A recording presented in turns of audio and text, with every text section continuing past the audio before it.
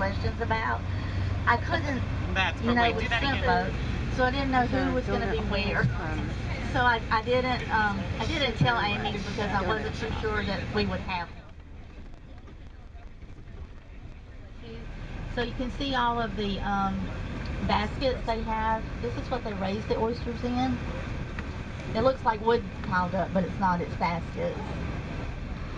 The way they have these baskets, they're hanging on like those poles that are out in the water, and like once a week they pull them up and hang them so that any crap that's built up on them can dry off.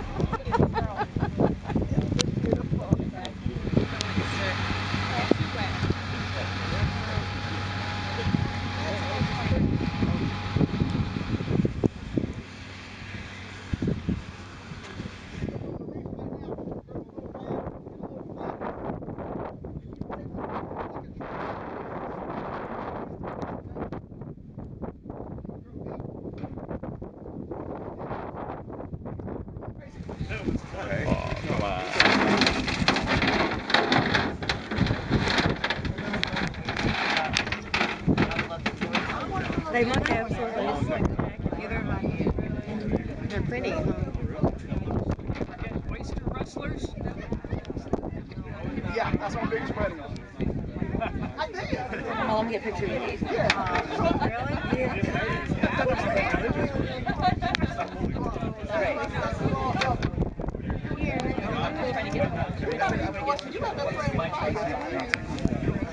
Okay, fresh out of the water, Murder Point oyster, Gulf oyster.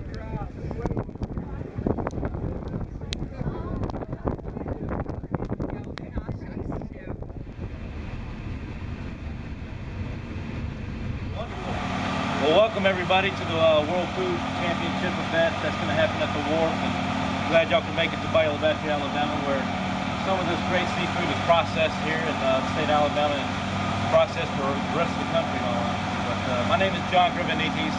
I'm owner and processor of Olympic Shellfish Products. We process blue crab meat here. We've been in business for over a decade, but my family's been in the seafood business for about 3 decades now, probably about 31, 32 years. So we have plenty of seafood experience, and I guess I appreciate y'all coming down, and I'd like to give y'all a little tour and get y'all out of this sprinkle anyway. So we'll put them in a tank, kind of fish out the dead ones, bring them in here, give them the last wash down, and then we'll drop them in here, like I said, in rolling boil for 15 minutes. As soon as 15 minutes is up, we take them out, we drop them to this table behind y'all right here. We'll take the backs off and take the claws off and throw the bodies in that trough to get one last wash. And we'll separate the claws and put them in individual baskets, the same individual baskets that just on the cooler. And we'll put them in we'll slush them in ice water to drop that temperature down. Probably when they come out of there, you're talking about 120, 150 degrees. By the time you drop them on the table and start backing them, you're still talking about a crab that's over 100 degrees. So once they get an ice bath, they'll probably drop down to 50 degrees within 2 hours. Well, we deal with wholesalers that we've dealt with for decades now, and we've built a customer base over the years to where we don't do a lot of marketing individually ourselves. Thankfully through the Gulf seafood, deal since the BP oil spill, a lot of money's been pumped in to promote the Gulf of Mexico and the seafood and everything else. We've been beneficiaries of that, there's no doubt.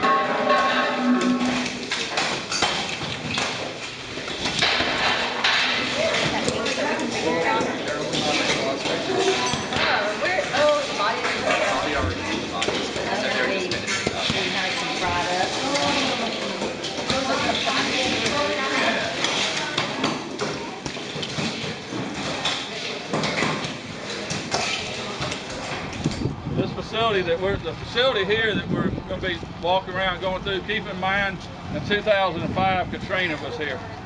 Okay, this water, this office, we're about 6 foot of water in this office, all the buildings.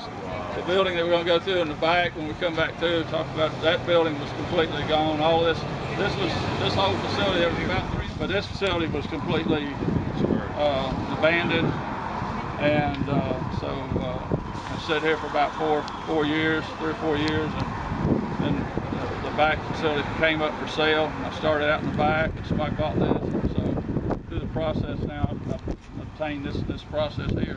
I got a couple of boats here. Fortunately, they're back right now. I was at the restaurant last week, and the gentleman there said, "Hey, Ernie, is everybody gone?" I said, "Yeah." He said, "I thought so. I'm not selling anything." But the fleet is pretty much out of the bayou now. They're scattered everywhere.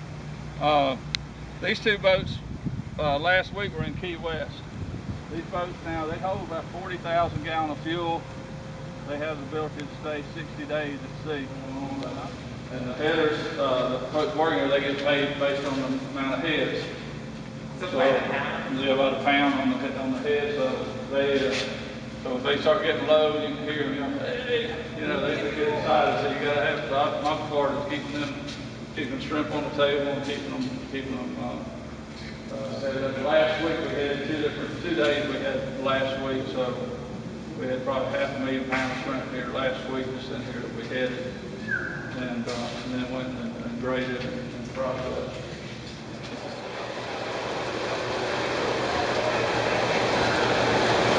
So basically this is a sorting machine.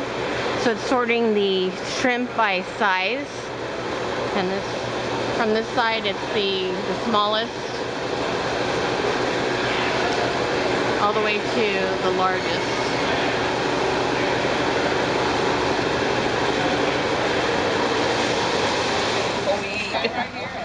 They already getting into the food down there. But that down there is potato salad and coleslaw. The seafood. Banana pudding? Banana pudding? Really? Oh, that's awesome. Just for you. Yes, that whole bowl right there is my dish. Just for you. Marinated crab claws? I'm sure it is. Now we're ready. Well, yeah, this is, the plates are down there. Know how they're taking care of them. And Yeah, exactly. This is like obviously right. know Yeah, how they're I would definitely. worried.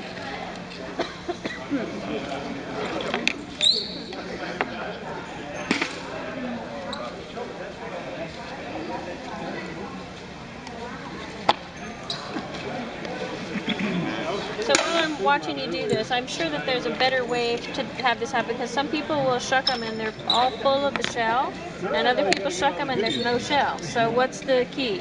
Or not as much shell, I don't know. Practice. Just practice?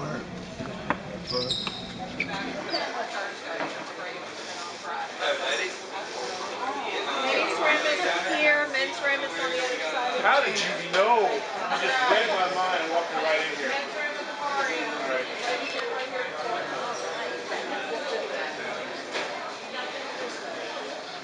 Just to kind of get into fresh fish and fish tracks and how we support it got there.